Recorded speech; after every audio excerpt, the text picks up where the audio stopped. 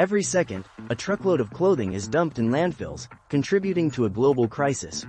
Rivers run red with toxic dyes, polluting ecosystems and harming marine life.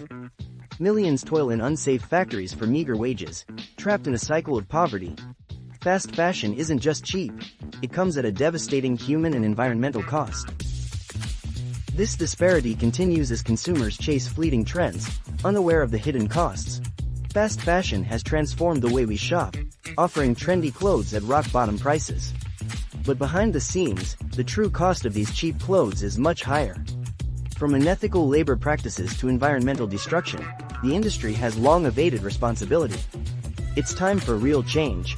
Here's how governments can step in and regulate fast fashion. First, we need stricter labor laws. Many fast fashion brands outsource production to factories where workers face long hours, unsafe conditions, and unfair wages.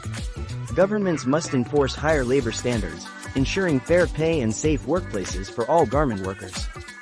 Next, we demand transparency requirements. Brands should be required to disclose where they source their materials, the working conditions in their factories, and the environmental impact of their production.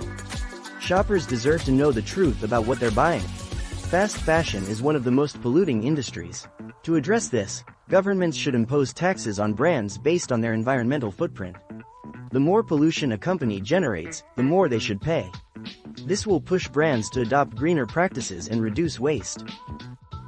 Consumers are often misled by greenwashing when brands pretend to be eco-friendly without real action.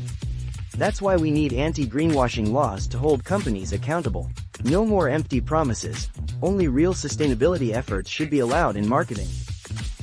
The time for action is now. With stronger regulations, transparency, and accountability, we can ensure that fast fashion stops exploiting people and the planet. Governments must step up and enforce these changes. Let's demand a fashion industry that values ethics over excess.